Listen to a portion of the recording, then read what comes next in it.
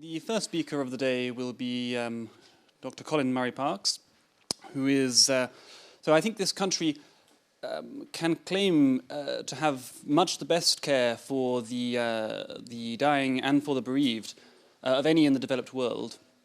And that is the result of work done by a handful of people especially in the 60s, 70s, 80s and up to the present day, who've really reshaped these fields, one of whom is Colin Murray-Parkes.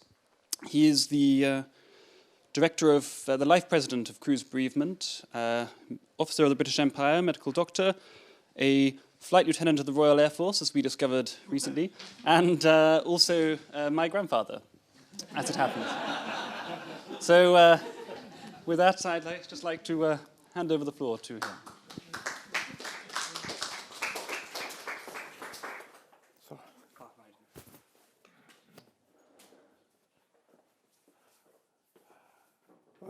Thank you, Sam.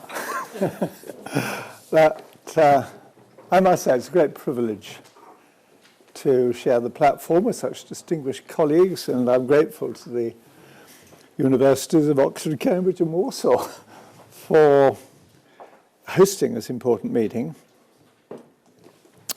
I remember feeling very anxious when I first knocked on the door of a newly bereaved widow. I said this picture is not of her.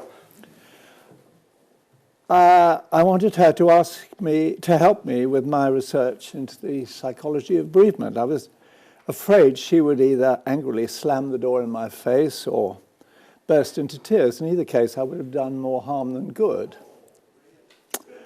What I discovered was that once I convinced her that I wasn't carrying out bogus research or trying to snare her into a particular psychological or religious trap of some kind, that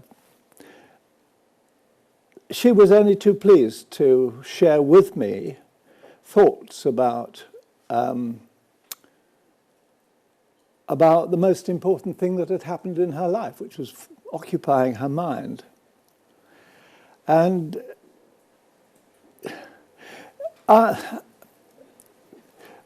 she did cry. In the course of the next few hours while we were talking, there were several points where she broke down and immediately apologized. I said it was the most natural thing in the world to cry about when someone you love dies. It was more of a tribute to them than a reason to feel embarrassed. And when eventually we'd finished our interviewing, as I was leaving the house, she said, "I think it's wonderful what you're doing." And that was such an unexpected response, because I felt so grateful to you for sharing so much with me. And I realized then that she was on the same quest as I was. We were both trying to make sense of the most painful and shattering experience in her life.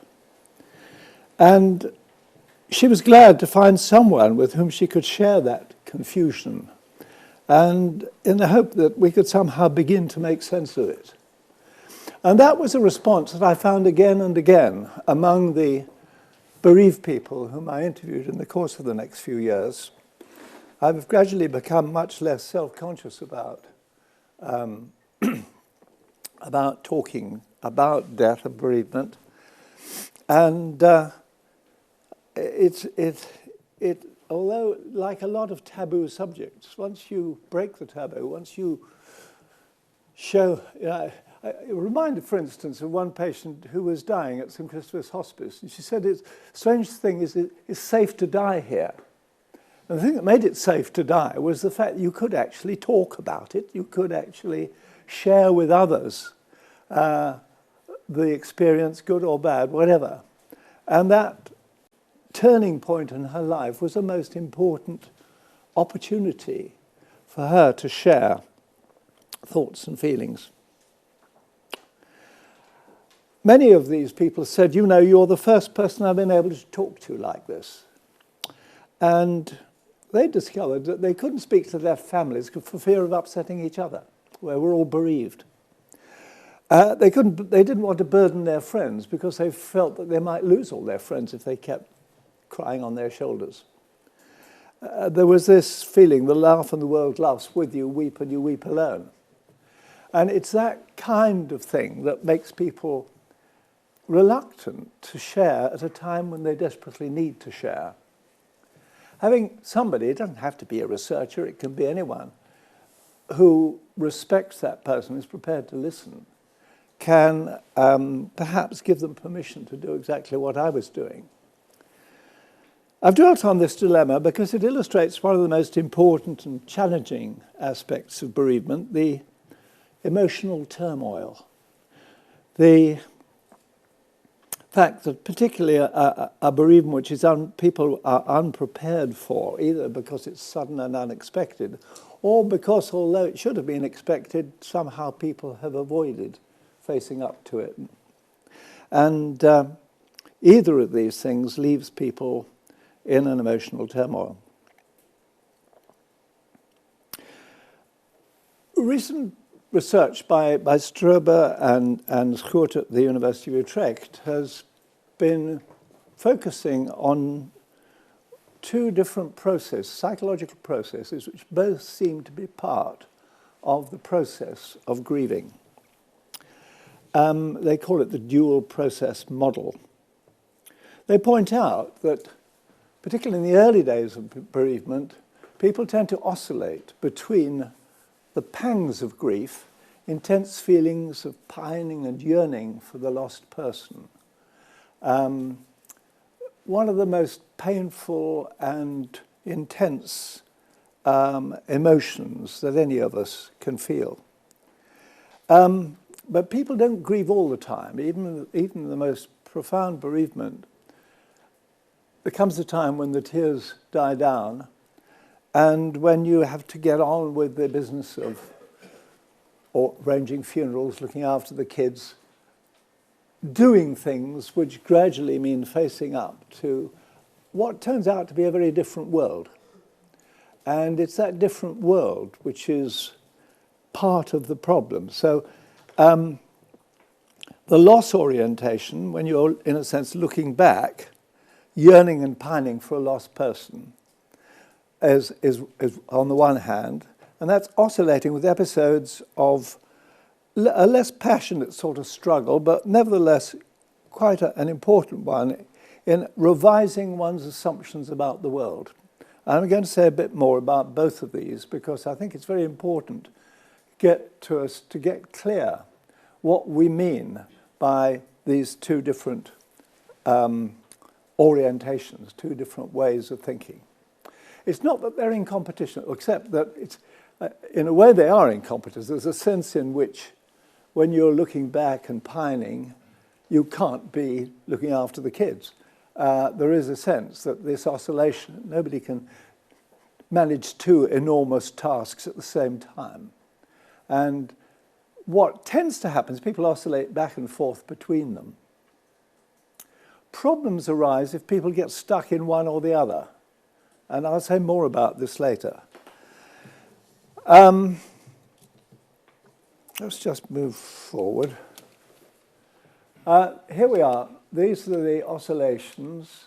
I'm going to start off by talking a bit more about the loss orientation. In this picture, we can see 4 different faces of grief. This was taken at the funeral following the Omagh bomb, which, as you probably remember, was one of the most horrific bombs during the course of the Troubles in Northern Ireland. And 38 people were killed outright. Many more than that were seriously injured. And the day afterwards, the whole community was feeling pretty shattered, as you can see. In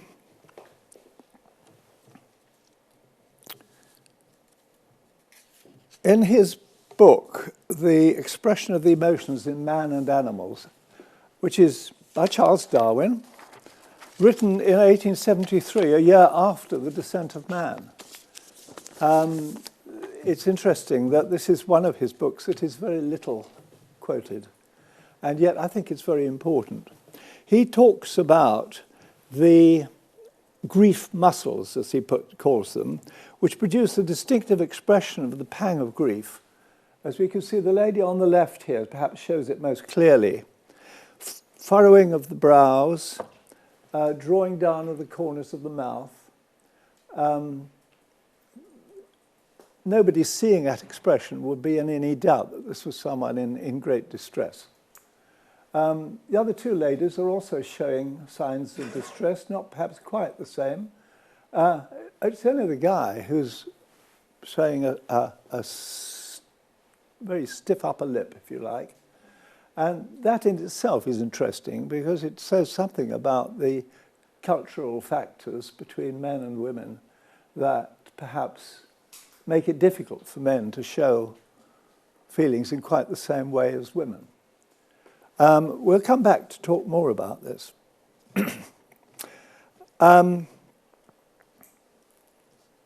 Darwin suggested that the expression of grief is a muted form of the expression that we see in young children and infants when frightened or separated from their mothers from any length of time. I like showing pictures of my grandchildren. This isn't Sam. This is Dylan. I've got one of Sam, which I used to use, but that's in black and white. But I thought the important thing about here is the colour, because what Dylan is doing is expelling air through a closed larynx. When he does this, he makes a very loud noise, which is amplified by the loudspeaker of his mouth. Very effective. At the same time, this expelling air through a closed larynx produces a sharp rise in jugular venous pressure, which makes him red in the face, and he's screwing up his eyes in order to counteract that pressure. If he didn't, he would get hemorrhages into his conjunctiva. I'm not saying this is a sign of intelligence in all my grandchildren. This is instinctive behaviour if there is any such thing. You don't have to teach a child to do this. Having said that, right from the outset, all forms of instinctive behaviour are modified by learning pretty soon after they begin to exhibit themselves. So before very long, almost the first thing a mother says to a child is, "Don't cry." And we're trying to flag them down and gradually teaching them to not to be quite so outspoken as Dylan is here. But again, you can look back here again, you can see the similarities, even little clenched fists. In this occasion, that's my arm round Dylan. I picked him up because he was making such a noise, but I picked him up and the noise got louder, and he was hammering away with his fists. John Bowlby noticed this, that when the mother goes to pick up the child, it doesn't immediately have any effect. First you have to put up with that noise for a while. And he suggests that in terms of genetic survival, the child who punishes mother for going away and deserting him is less likely to do it again. And it is obviously, one can see why in the environment of evolution, when there were real dangers around for children, even newborn babies, perhaps especially newborn babies, because they're very vulnerable. But a baby that can actually call for help and get help sooner than the next baby has a better chance of surviving, or did. Not perhaps quite so much today. Let me see.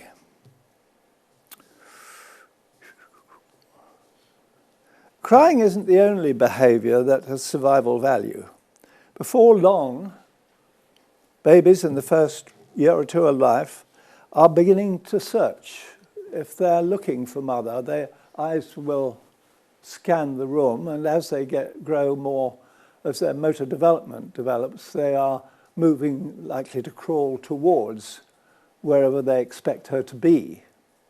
So searching seems to be, again, a natural thing which perhaps increases the chances of the baby finding the mother. By the time we reach adult life, we know that death's irreversible and crying aloud won't get back the person we've lost. It's not only irrational, it's socially embarrassing. And yet, I found time and again, newly bereaved people have a powerful impulse to do just that, to cry aloud, to search. One woman said, "Dwight, where are you?" And Frances Beck, in her Diary of a Widow, writes, that was Frances Beck. In my own study, I found measures, I was trying to measure the amount of crying, preoccupation with thoughts of the dead person, and memories of the dead person, all correlated together. The more grief-stricken they were, the more these three things, crying, searching, came together, preoccupation. In short, bereaved people carried in their heads a clear picture of the spouse. They moved restlessly around places associated with him or her. They found it difficult to pay attention to other tasks. One of them said, "I walk around searching for him," or "I'm just searching for nothing." Not, in a way, you know this is illogical, but you still feel impelled to do it. It's as if I'm drawn towards him, and I'm quoting various bereaved people whom I've interviewed. 6 of the widows whom I interviewed had been to spiritualist meetings in the hope of meeting the dead person, and several of them had received messages that seemed to confirm their hopes. In recent years, it's been possible for the first time, and this is, I think, actually going to prove a most important development. For the first time, we can actually see what's going on in the brain while people are thinking. The functional magnetic resonance imagery, it's called, fMRI scanning, traces temperature changes in the brain caused by neurons firing, which show the exact place in the brain that's in use at any given moment. We still have a way to go to understand all the complex changes that follow bereavement, but I'll give you an example from a recent study that shows that when people with prolonged grief are shown pictures of the lost person, their reward center, perhaps one of the most important parts of our brain is the nucleus accumbens, as it's called. Let's have a picture of it.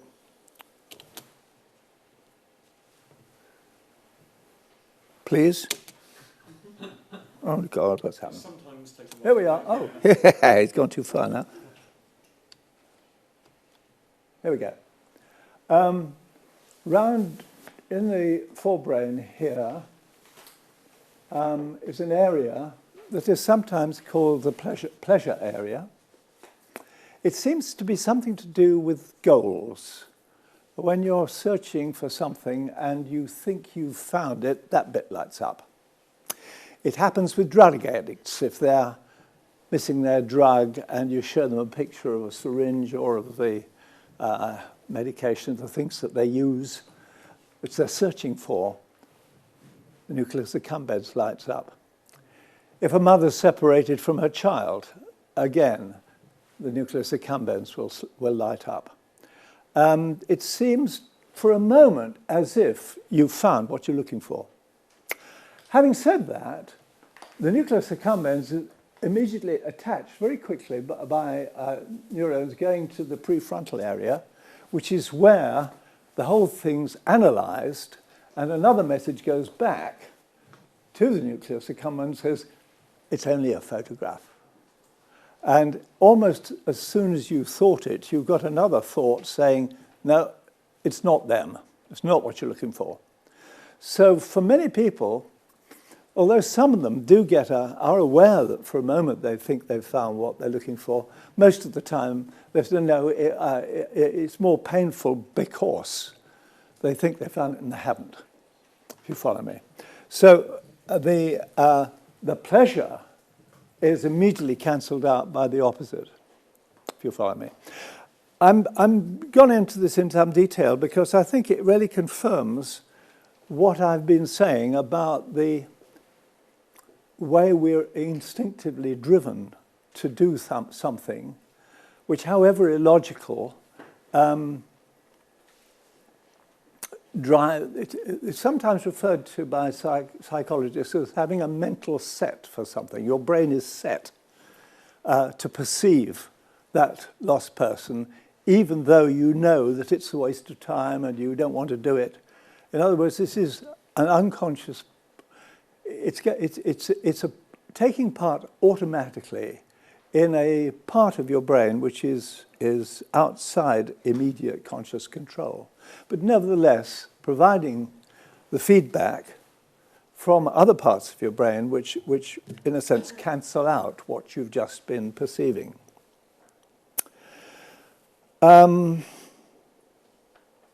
Now, I wanted to go on to talk a bit about love. Grief is the price of love. You can't have love without grief and grief without love. Grief implies that there's somebody or something to which you're attached. And John Bowlby is one of my mentors whom I worked with at the Tavistock Clinic for 13 years and then remained in close touch with him during the rest of his life. So I had a great deal to do with John, and it was a great privilege working with him at a time when the studies of attachment were going on at the Tavistock Clinic and in the Institute of Human Relations, which is the research, or was the research arm of the TAVI. Crying and searching as soon as the infant is able are two of the ways by which small children regain contact with their parents when separated. And John added clinging, smiling, and following as ways of maintaining proximity. And he referred to these as attachment behaviours. Crying, searching, following, smiling, babbling, clinging, all of these things are emerging in the course of that first year of life. By the end of the first year of life, I haven't time to go into it and show you a lot of pictures of these, but you get the idea of a repertoire, if you like, of behaviours which tend to maintain the attachment between parents and children. These are the behaviour of the child, but the parents themselves are also responding at a very deep level to this attachment to the child and affected by these things.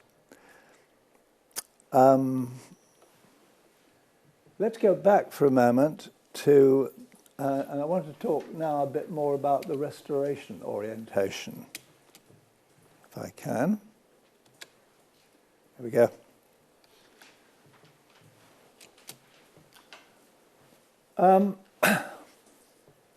We all, perhaps one of our most important possessions is an assumptive world. The assumptive world is the world that we assume to exist on the basis of our knowledge of the world or our experience of the world up to this moment in time. John Bowlby referred to it as a world model. It's a model of the world. I prefer the term assumptive world because it rather brings home repeatedly the recognition that our view of the world is an assumptive world. It's the world we assume to be true. Each of us has a different assumption of the world because our experience of life is different. I mean, I know things like tables and chairs and doors and windows, we all share these. But there are an awful lot of things that we don't share, particularly things about value, about the kind of people we are, the kind of people others are. 101 different assumptions which we assume to be true, And you could say, if you like, that some of our most basic assumptions, many of our beliefs, held most profoundly, but perhaps with great variation from one person to another, and without the same underpinning of a constant feedback that says, yes, this is the real world you're experiencing.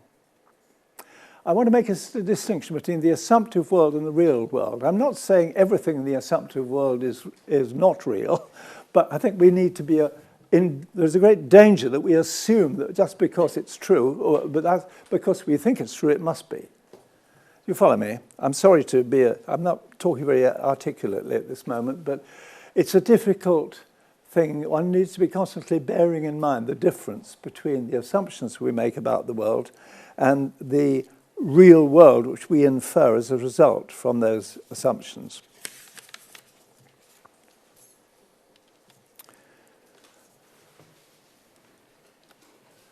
So we share this to some extent with others, especially those we love. I don't know if you've ever noticed, I've certainly noticed this with my 3 daughters. They were always I went through a period when they were always in love. There'd be somebody, when they fell in love, they wouldn't talk or think about anything else. And they had this wonderful experience of life as a sort of expanding world. We went to that concert. I never realized about how good Beethoven was until we went to that concert together. And, the feeling was that this was a wonderful experience as one's view of the world was being shared with someone else. They not only listened to each other, but they were also listening to each other. And they had this growth experience, which I'm afraid they assumed would go on forever. Before very long, another 6 months had passed, and I was saying, he or she takes me for granted. And I happen to think that taking each other for granted is one of the good things about these lasting relationships, because you don't have to be constantly checking everything out. It may be less exciting, less mind-expanding, but it is how you build a share of assumptions together. When one or other of you dies, quite suddenly you feel as if you lost every good thing that came with that person. The truth is you haven't. But for a while, that's not the way it feels. That awful feeling of people use the word, it's like, my world's been turned upside down. Nothing makes sense anymore. My life has lost its meaning. Habits of thought and behaviour that have gone on for years suddenly come to an end. What happens when I get up in the morning? What happens when I get home from work in the evening? 101 things that you've, in a sense, based your life on suddenly don't make sense. And this sense of chaos, this sense of the familiar world suddenly becoming unfamiliar. In a sense, the assumptive world is now being undermined. And this experience of disillusionment is not confined to bereavement. It occurs whenever there's a major change in one's assumptions, even something as good as winning the pools. Quite suddenly your life's been turned upside down.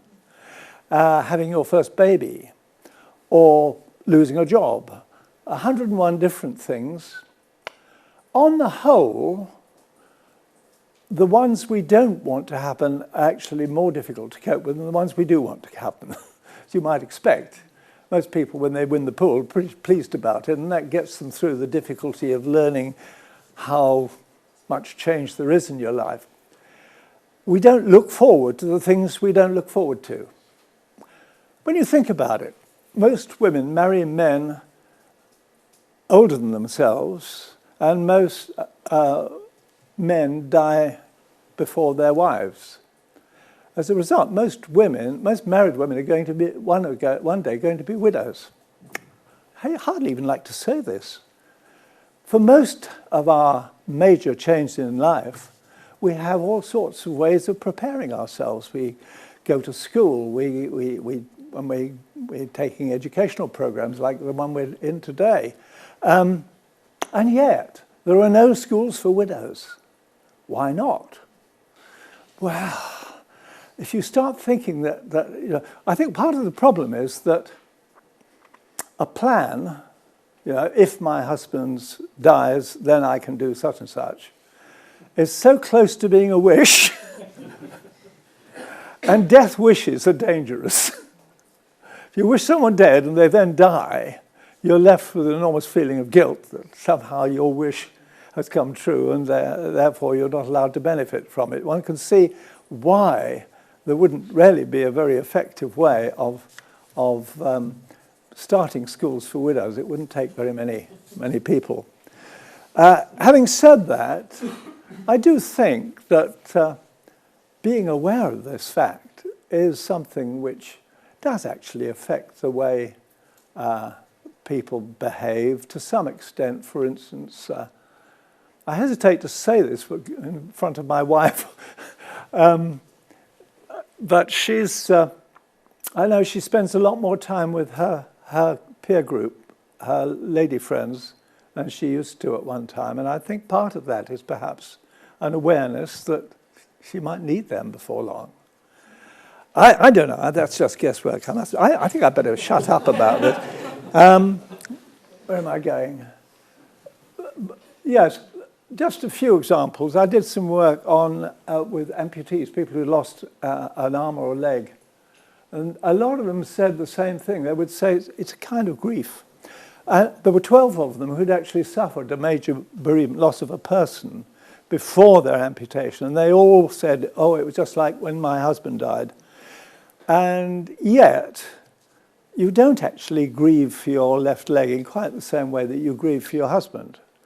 It's not that you're in love with your leg. There is a sense in which the big difference is that it's the restoration orientation bit of it that is what you're faced with. Learning to a new way of viewing the world, new ways of walking, new ways of... I remember one man, people hate these changes. They'll try their very hardest to pretend that things are going to be just, nothing has to change. I remember one man, he was a roof tiler. After he had his leg amputated, he left. He was one of those heroes of the ward, you know. While he was in hospital, he was cantering around the ward on his temporary prosthesis, and everyone was saying how well he was getting on. A month after leaving hospital, he fell off a roof and broke the other leg and was back in the ward. I'm laughing, but it wasn't funny for him. But it took that to persuade him that it wasn't really very sensible to go back to tiling roofs. And there are many examples I could give. I don't want to spend more time on this than I have to, but it's just a way in which it brings home the fact that we all have these assumptive worlds. They're difficult to change because they're all we've got. You know, you have somehow to rethink something. Maybe the person who has died is the person you would normally have turned to for help. And you're almost instinctively turning for help for someone who's not there. If you follow me. Habits of thought and behaviour, again and again.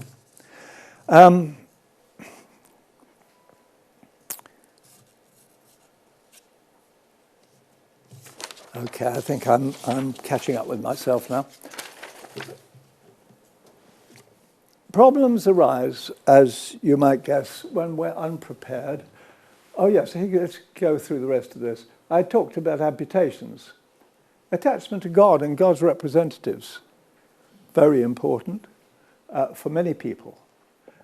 We personalize God, and any threat to God or anything perceived as a threat to God is very, very dangerous, or feels very, very dangerous.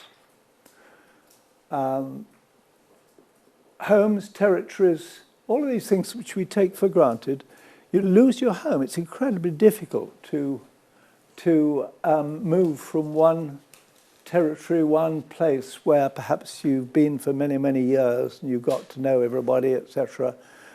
Your network of not just people but places, which you take for granted. Anything you take for granted it has to be relearned. And it's not easy to move from one place to another or from one country to another. If you have to change languages and things like that, it's enormously difficult. It takes a long time.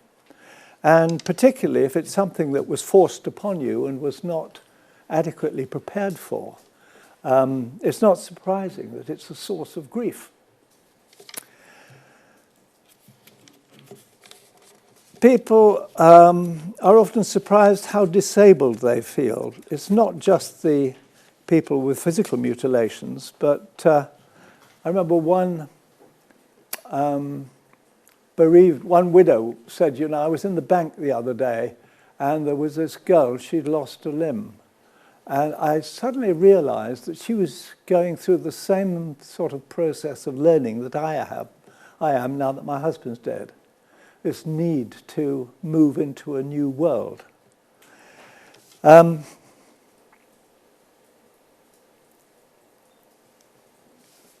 Makes you feel weak and helpless.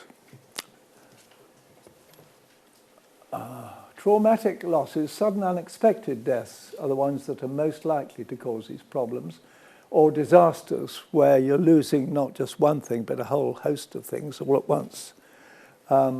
Are particularly difficult to cope with. So, major changes, sudden, unexpected, for which we're unprepared, shatter many assumptions. My world's turned upside down, life has lost its meaning, and a feeling of disorientation. After a traumatic bereavement, we feel as if we've lost every good thing that came with the lost person. Goodness and value have gone from the world. But in truth, we have not. There's a continuing bond to the lost person who, in a sense, when people say, he or she lives on in my memory, that's actually true. In many of the places that remind us of a lost person are something that we can actually treasure. And once you're beginning to get your head around that, it was exemplified in one lady rather clearly. She said, well, when my husband died, that was his favorite chair. And I kept finding my eyes going back to that chair. I'd be talking to my friends. I keep glancing towards the chair, hoping to involve him in the conversation, and realizing each time I did it, another pang of grief. She'd be watching television. I kept going back to the chair. She said, but I solved all that. I said, yes, how did you do that? Oh, I went and sat in the chair myself. And she said, well, when I'm sitting in the chair, I get that feeling that he's inside me. And this was, I think, if you like, a gestalt, a sort of almost a dramatization of a change in attitude, an awareness that searching for that person out there is frustrating and a waste of time. You're not going to get it. Once you recognize the extent to which you never quite lost them within here, then you're on course to a much more realistic kind of, if you like, relationship with the dead. There is a sense in which, when people said, he lives on in my memory, I remember one lady saying, well, when I'm faced with the problem, I think, well, what would my husband have done about this? And, quote, it's as if he was inside my head telling me what to do. And the truth is, we are all inside the heads of the people we love. And that's actually quite a reassuring thing. I think a lot of bereavement counselling is about helping people to talk through and think through this kind of thing so that as they begin to realize the extent to which they have a continuing opportunity to not to forget the dead. That's not what it's about. It's a matter of finding what assumptions continue to enrich and make sense of life and what you've got to let go of. And in a way, it's a kind of teasing out these different things.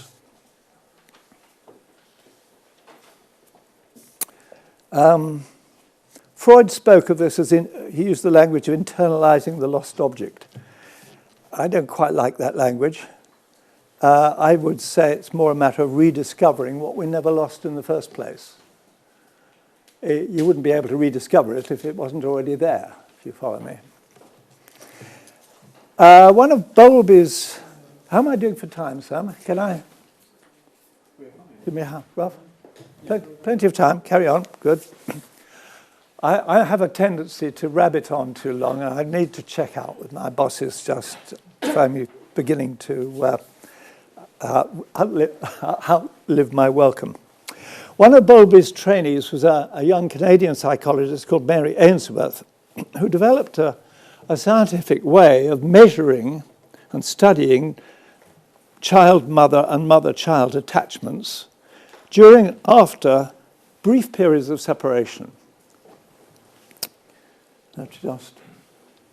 Oh, there's the empty chair.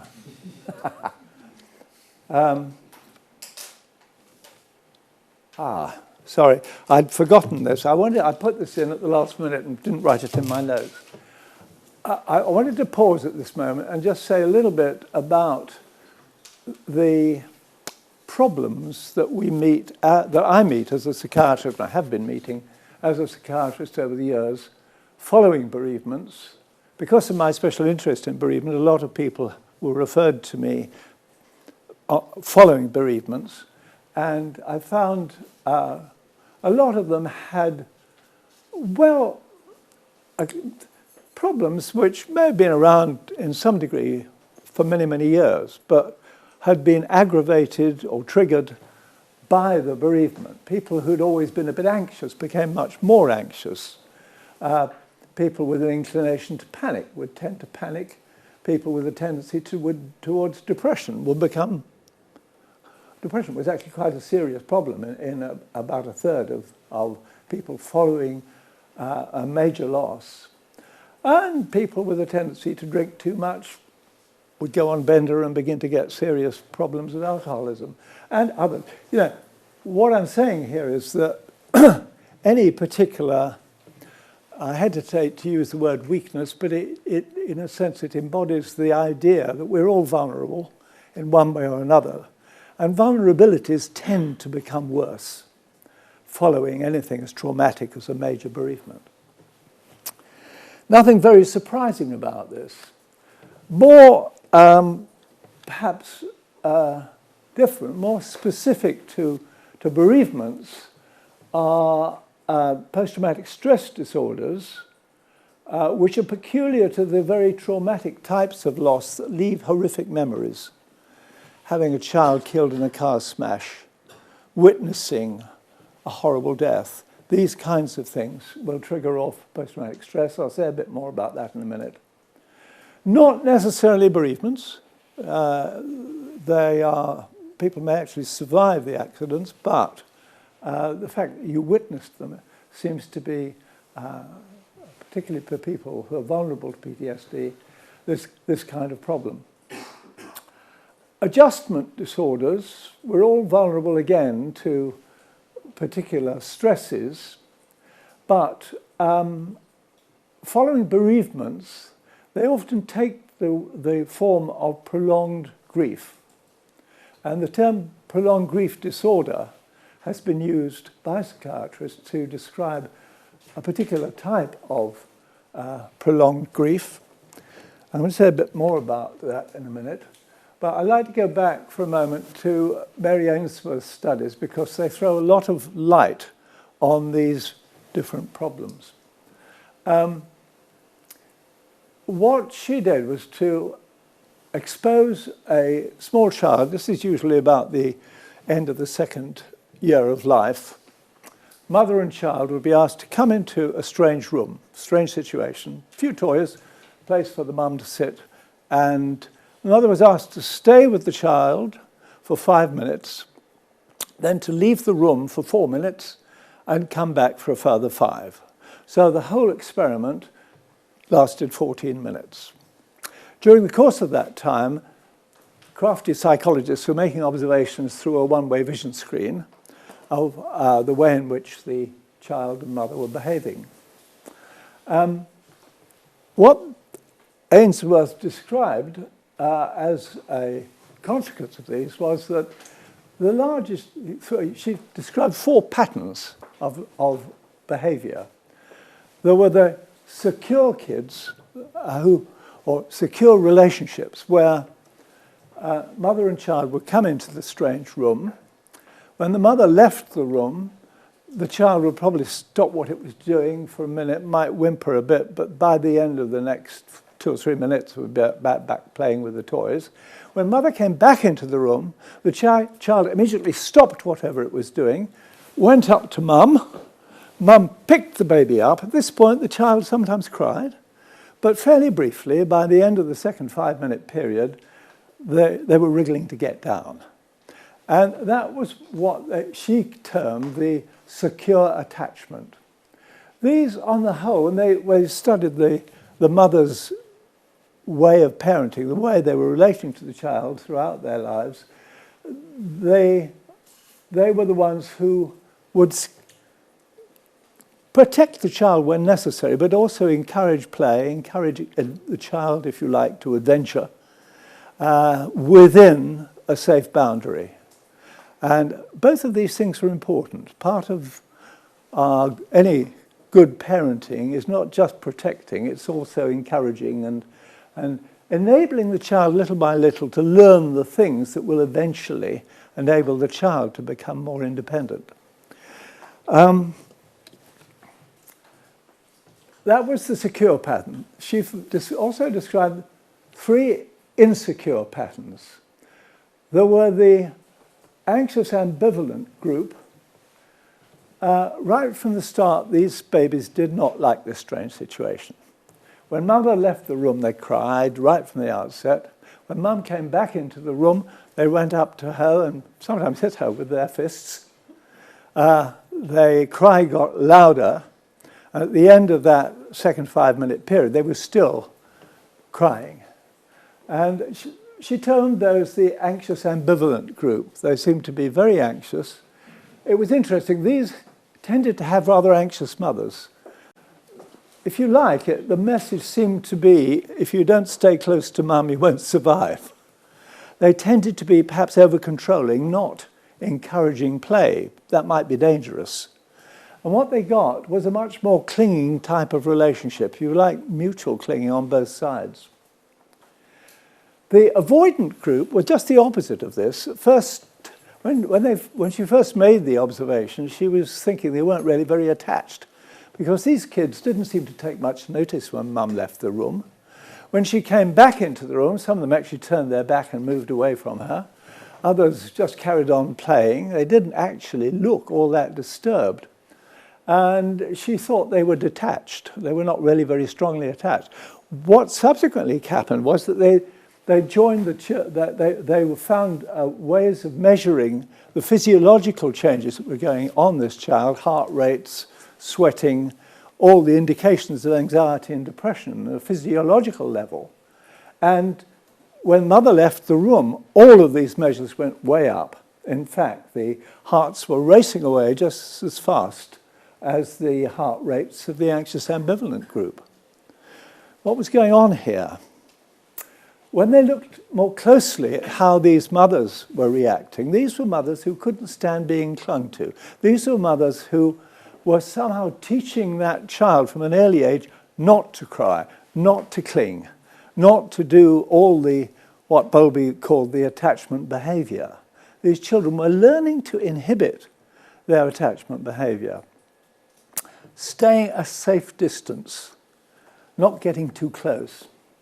When they went to nursery school, for instance, you might think, that being avoidant, they'd sit at the back of the class. They didn't. They sat in the middle, out of reach of the teacher, but not so far back that they felt even more insecure. I emphasize this because it is important to recognize that these avoidance, although avoidance tends to go on, and it's inevitable that these kids learn to stand on their own 2 feet from an early age. That's what they're being taught to do. they appear to be uncaring. They're not. And it's very important to recognize that fact. I found, well, I'm going to come back to this in a moment when we talk about some of the consequences of these things. And then the third group, she called disorganized or disoriented. You could say, if you like, well, no, these were kids who, when mother left the room, sometimes they whimpered. When she came back in, some of them turned their back on her. Some just rocked backwards and forwards. Others ran towards her and then turned around and ran away again. It was very confusing. She said, well, disorganized. You know, a lot of psychological experiments, you find a few oddballs who don't fit your neatly discovered patterns. And so she put them in this atypical category and forgot about them. It was only when they followed them up over several years, right up into adult life now, these studies have been going on, they discovered that this was the group that was at greatest risk of a lot of problems. I have my own take on this. I'll say a bit more now. So we talked about the parenting. The cure group encouraged play within safe limits. The anxious ambivalent, anxious, clinging, and controlling parenting. The avoidant group, their parents intolerant of closeness. The disorganized group, either frankly abusive, not wanting that child and making it very clear that the child was unwanted, or they were people who suffered a major loss at around the time of the birth of that child, and had been unable, for their own psychological reasons, to provide the child with consistent parenting. Sometimes they would worry, maybe become overprotective for a while, and then they'd be struck with another pang of grief, and they'd be off and quite unable to respond to the child's needs. Whereas you could say that the anxious ambivalent group had developed a strategy by staying close to mother. The avoidants had learned to cope with this mother by keeping their distance. The disorganized group, because these mothers' behavior had really nothing to do with them, there was no way they could control it. It was a kind of learned helplessness, which itself is one of the recognized causes of depression.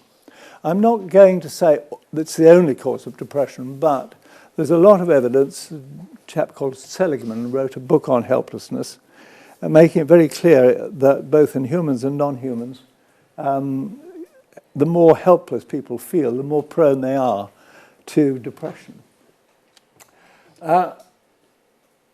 So my take on this is to recognize that the two of the most important things we need to learn from our parents are a reasonable degree of trust in ourselves and a reasonable degree of trust in others. So you could say, if you like, that the secure group had a reasonable degree of self-trust and other trust. The anxious ambivalent had very little trust in themselves. They needed the feeling of someone around who would be someone they could turn to.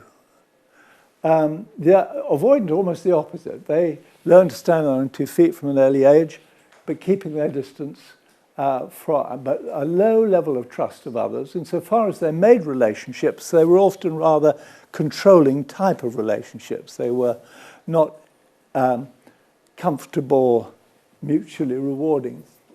And then finally, the unpredictable group had these low self-trust and low trust in others, the double whammy, if you like. It's not surprising this group were at the greatest risk, particularly for depression after bereavement. So you might be not surprised to learn that the insecure, anxious, ambivalent were prone to prolonged grief disorders. This is, I think, a major, major cause of prolonged grief. It's not the only cause, but it's probably the greatest and most important one. I'll give you just one brief example. This is not the patient again. I'm not going to show patients, pictures of patients, except in one instance, which might surprise you later. This I quite like this picture because it shows not only the tendency to cling, but also the reaction of the young man. He's saying, "Oh my God," he's not clinging back. You can see him almost trying to back off. And one of the problems of a tendency to cling is that for many people, it leads to a lot of insecurity in the relationship. A lot of people can't stand being clung to. I know very well as a doctor, when I meet one of these people, before very long they try and cling to me. And I want to run a mile. There's that sort of awareness that there's something very unhealthy about this clinging. Doctors tend to respond by becoming very tough with the patient. "Oh, you mustn't cling," they say, as if the person had any choice. You know, clinging isn't not something they do on purpose. If you tick them off about it, they just feel all the more insecure and more tempted to cling. So what do you do about it? Well, to understand it doesn't mean to say you're colluding with it, but at least you're, one of the problems is when you meet people with a tendency to cling, they behave like a helpless child. Am I running off? Yes, okay. Oh, hurry on. As they sorry, I've lost my drift. They behave like a helpless child, and the temptation is to treat them like one. You know, we all learned about empathy. If you're empathic, you see the world through the patient's eyes or the client's eyes. As soon as you do that, you're bound to respond in ways that would actually make the problem worse rather than better. The most important thing we have to offer to these people is not our pity for their weakness, but our recognition of their true value and worth. You have to see them as being worthwhile human beings with their own special qualities. And if you have faith in that, then you can help little by little to pass that message on to them. So be careful about the empathic bit. The empathy is important. It's an important way of finding out what people feel about you. But you have to be rather careful not to immediately assume that that's the way you have to feel about them, if you follow me.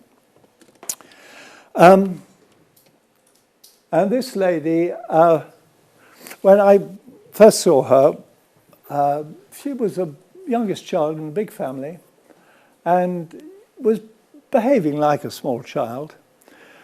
I remember saying to her, "Well, what did you enjoy doing before you met your wonderful husband?" Because that was the way she was seeing him. Oh, she said, "Well, when I was at school, I quite liked painting." I said, "Right, go out and start painting again." "Oh, I can't do that. You know, I've forgotten how to do it." I said, "It doesn't matter. Go and get some painting." And I said, next time she came back, I said, "Well, how are you getting on?" And of course, because I'm a doctor, she thought I was interested in her symptoms. So she started telling me about her sleep. And I said, "Well, hang on, I'm not sure I want to know about that yet. You can talk about that in a minute. What I want to know is how you're getting on with your painting." "Oh," she said, "it's funny you should say that. I'm painting 5 hours a day." And I said, "Oh, show me a painting." "Oh," she says, "it's not good enough." I said, "It doesn't matter, show me a painting." "Well," she said, "I can't, but there are storms at sea." Storms, there's a bit of art therapy going on here, you know. This was obviously something coming out in her paintings. And I'll show you the picture. I think we've got it here. No, I haven't, sorry. The last painting, when she finally said goodbye to me, her gift to me was one of her paintings. It was a lovely picture of a river meandering across the meadow. It's a warm, sunny day. She's in the autumn of her life. There are autumn leaves on the trees, but it's a very peaceful sort of autumn painting. And I think it shows something about the way she now feels about life. In other words, she's managed to discover a way of living with things the way they are, maybe not ideal, but good enough. And this is what we perhaps... and I came across one of her sons the other day, well, about a couple of years ago. who said, "Oh, you treated my mother," and I remembered her very well. I think he was quite surprised how well I remembered her. I didn't tell her I'd been lecturing about her. But she'd gone blind in later life, but she was still doing very well and relatively independent of her children, insofar as that was possible. So it was a good example. Hastily moving on, delayed inhibited grief. Again, here, what people seem to need is permission to grieve, to have feelings, recognizing. I think that shows it all. I haven't time to find the learned helplessness and the depression. You'll just have to take the pictures to illustrate the problems that we're up against. These are perhaps the most difficult people to help. We talked about gender differences. No time to talk about them anymore, but you begin to get the idea from that. Boys, young men particularly, need to prove how strong and independent they are, and this tends to aggravate any tendency to distancing and avoidance, controlling feelings, not crying, not breaking down, and perhaps being a bit aggressive. I don't have time to talk about death and bereavement across cultures. This is the second edition of my book on this. Incidentally, at the back of the room, you'll see a giveaway. There's details about all of my books, and you can get any of them for a 20% discount if you pick up a leaflet. So do pick up a leaflet when you leave. It's my only bit of salesmanship now. We talked about the problem of the military and men not showing feelings, but in Rwanda's been at war with itself for years, and men and women have learned not to show their feelings. It's a civil war, and the message seems to be, "You're not going to make me cry." Very un-African. Most Africans are very much in touch with their feelings, but in Rwanda, it's certainly not the case, and I'm told it's the same in Burundi. The Maoris, again, you can see, the Maritangi is an amazing bereavement ceremony, if you like.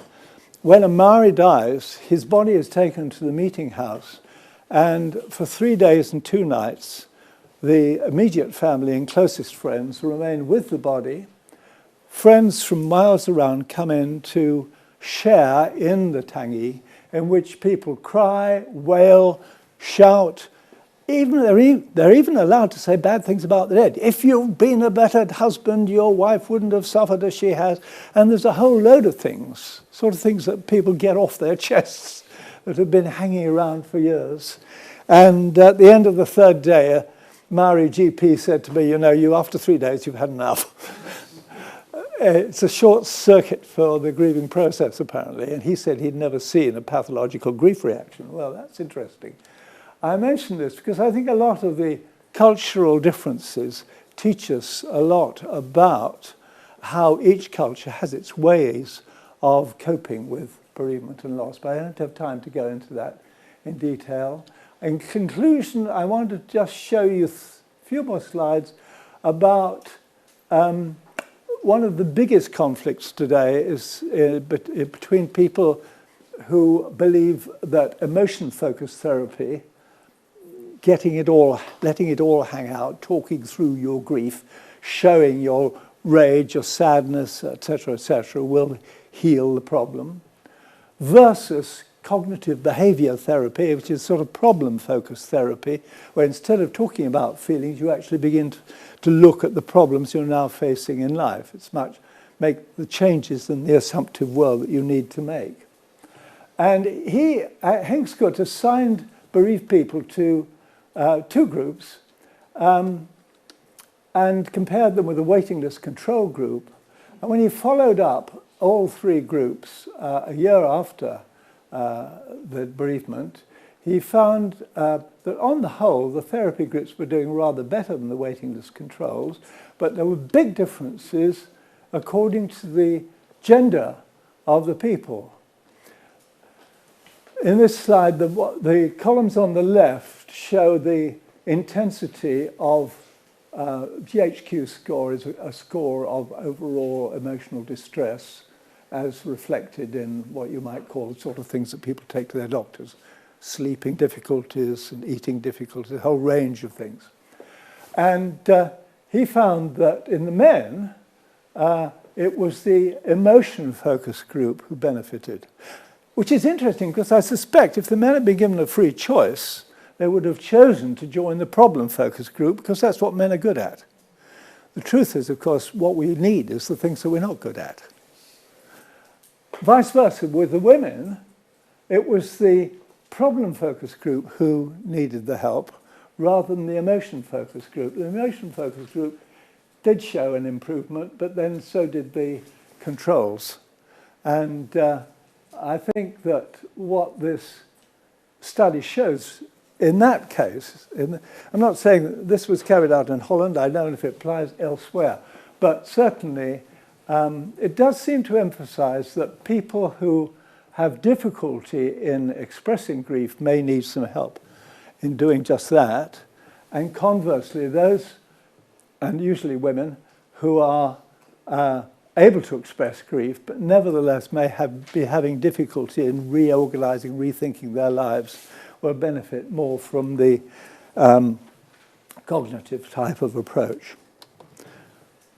So let's quickly, I'm practically finished. Insecurity and fear underlie many problems after bereavement. Our job is to create a secure base, a place in the person where people feel safe enough to talk through and feel through whatever it is that's making them feel very unsafe. See the world through clients' eyes, but don't let this blind you to their misperception of the world. Be aware of your own attachment needs. We all have an attachment history. So we all need a supervisor. And some people are difficult to help. Be patient, but recognize your own limitations. It may not be your fault. There's some people who wouldn't be seen dead talking to me because I'm a psychiatrist, or because I'm a man, or because I'm wearing a tie. All sorts of prejudices that people have, which may not be anything to do with us, but which nevertheless mean that somebody else is better, may be able to help better than we do. So refer on if you're stuck. The final word, in my latest book, Price of Love, Selected Works by Me,